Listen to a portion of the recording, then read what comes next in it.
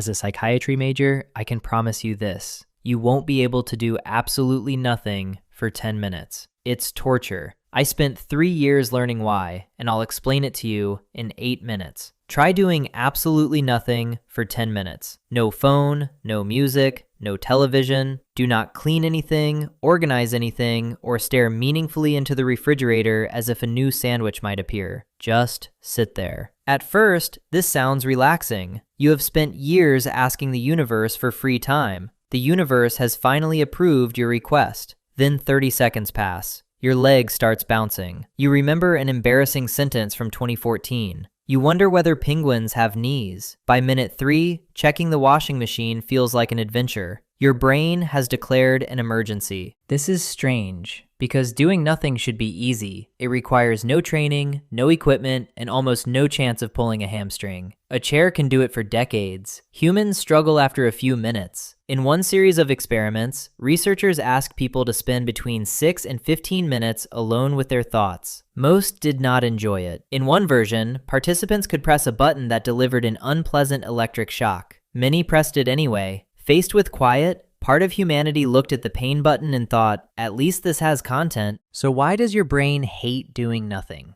The short answer is that your brain never actually does nothing. Remove the outside world and it immediately begins manufacturing an inside world. Memories arrive, future disasters show up, an imaginary argument starts with a person who is not present and somehow you are still losing. What feels like an empty room to your body can become a crowded airport inside your skull. There are announcements, delays, lost baggage, and one thought circling above because it refuses to land. When you focus on an external task, networks in your brain work together. When the task disappears, another collection of regions often becomes stronger. Researchers call it the default mode network. The name makes it sound like a laptop screensaver. It is closer to an unpaid documentary crew following you through your own history. It helps with internally directed activity, remembering personal events, imagining the future, thinking about yourself, considering other people, and building stories that connect everything together. This system is extremely useful. Before doing something dangerous, you can simulate it without donating an ankle to the experiment. Before speaking, you can imagine how another person might react. You can revisit yesterday, plan tomorrow, and rehearse a conversation with your boss in which you are confident, articulate, and mysteriously 6 centimeters taller. Internal thought allows humans to test possible worlds without physically entering all of them. Civilization benefits greatly from this. Your shower arguments benefit even more. But a machine that can generate possible worlds can also generate possible catastrophes. The default network does not promise that its movie will be pleasant. Give it no direction, and it may select every mistake you have ever made, extended edition. Or this video idea you are right now watching is gold. Clearly it isn't. Almost no one watched it. The scene from school that everyone else forgot is digitally restored. A harmless email becomes evidence that your career is ending. Your brain can use the same equipment for planning and worrying. The person choosing the film appears to be a raccoon with access to your private records. Mind wandering is common. In a large experience sampling study, people reported thinking about something other than their current activity surprisingly often, and those wandering moments were generally associated with lower happiness. That does not mean every daydream is harmful. Pleasant fantasies, creative connections, and useful plans also arrive when attention loosens. The problem is control. You can invite your mind to wander toward a holiday. It may instead visit the afternoon you called your teacher mom, then purchase property there. Doing nothing therefore removes the steering wheel while leaving the engine running. Some people naturally generate enjoyable thoughts. Others need a little structure. Think about anything you want sounds generous, but it is a badly designed assignment. Imagine a restaurant where the waiter removes the menu and says, "We can make every food." You are not liberated. You are now responsible for remembering all food. After several minutes of panic, you order toast and resent the building. There is another problem. Boredom is not simply the absence of entertainment. Researchers describe it as a failure to engage attention in a satisfying activity. That can happen when something is too easy, too difficult, or feels meaningless. Watching paint dry is boring because almost nothing changes. Reading a legal contract written by 12 nervous octopuses can also be boring because too much changes and none of it enters the brain. Boredom lives in the gap between the attention you have and the activity available to receive it. This explains why you can be bored while extremely busy. You answer emails, move numbers between boxes, attend a meeting about the scheduling of another meeting, and experience the spiritual richness of a printer. Your attention is occupied, but nothing feels valuable. The brain is not asking only, is something happening? It is also asking, does this matter? A casino machine produces constant activity. So does being chased by geese. Neither automatically provides a meaningful afternoon. Boredom works like an alarm. It tells you that your current target is failing.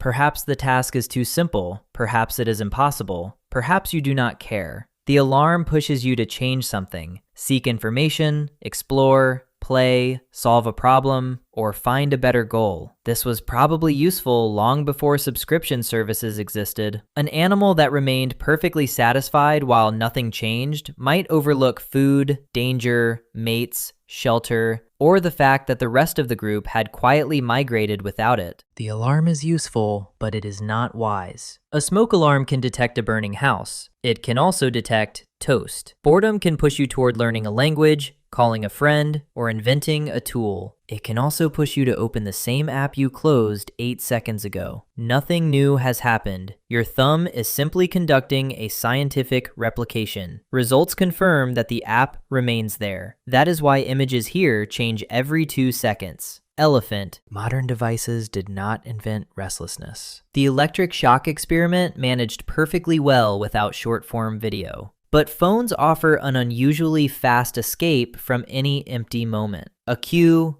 elevator, traffic light, or slow human sentence can be replaced immediately with novelty. Your brain learns the bargain. Whenever attention becomes uncomfortable, a tiny rectangle will begin juggling. It has news, games, arguments, attractive strangers, frightened dogs, and a man restoring a spoon that was apparently damaged in the Crimean War. People often explain this by saying that cheap stimulation has destroyed your dopamine. That is wonderfully dramatic and not how dopamine works. Dopamine is involved in learning, motivation, movement, and signals related to expected and unexpected rewards. It is not happiness gasoline stored in a small tank behind the left eyebrow. You do not empty it by watching videos, and you do not refill it by staring at a wall like a medically responsible lizard. What can happen is simpler. Behavior is trained by consequences. If opening an app reliably produces something new, the action becomes easy to repeat.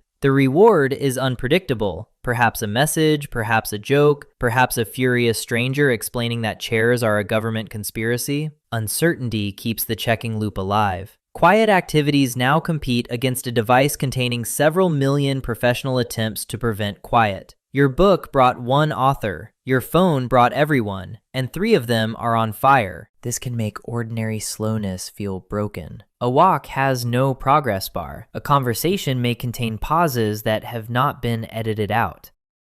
A hobby requires being bad at it before becoming mediocre, which is an outrageous business model. When the brain expects rapid change, an activity that develops slowly may trigger the boredom alarm before its value becomes visible. You abandon the guitar after 7 minutes because it has failed to turn you into a guitarist. The guitar has also abandoned hope, but remains professional about it. Yet boredom is not the enemy, it is information. Some experiments suggest that monotonous periods can sometimes improve later idea generation, possibly because the mind begins searching for new connections. This does not mean boredom automatically produces genius. Waiting at the dentist will not turn you into Leonardo da Vinci. It may produce one surprisingly good idea and a detailed ranking of ceiling tiles, but unstructured time gives thoughts room to combine without an external task deciding where they must go. Many useful ideas arrive during showers, walks, repetitive chores, or the exact moment you are legally unable to write them down. These activities occupy the body without fully consuming attention. They give the mind a loose rail instead of abandoning it in an empty field. This may be why do nothing feels harder than do something gentle. The brain often wanders better when it has a small rhythm. Footsteps, warm water, folding laundry, or moving a vacuum cleaner toward the same crumb from 6 increasingly personal angles. If you want to become more comfortable with quiet,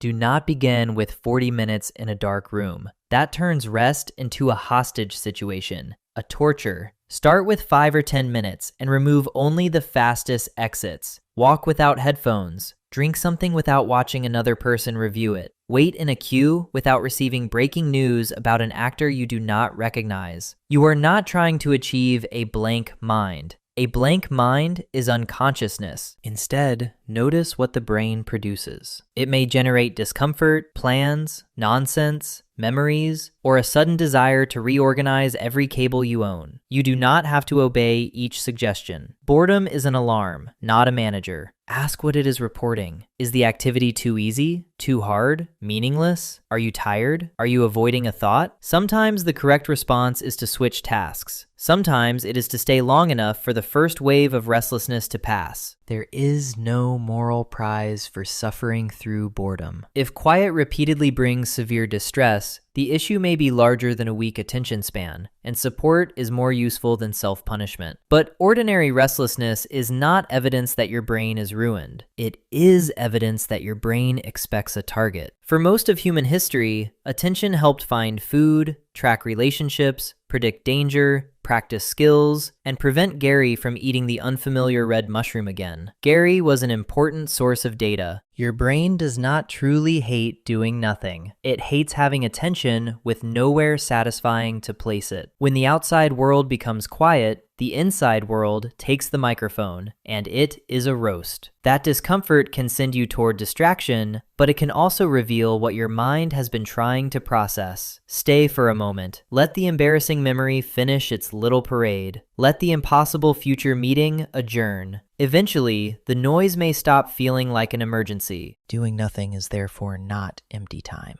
It is unsupervised mental time. It can be annoying, creative, uncomfortable, funny, or all four before breakfast. The goal is not to become a person who enjoys staring at plaster for 6 hours. The goal is to stop treating every pause like a hole that must be filled immediately. Because if every silent moment belongs to the nearest screen, your brain never gets bored enough to show you what else it can do. Please pause the video, sit in silence for 5 minutes, and comment below to let me know if you succeeded.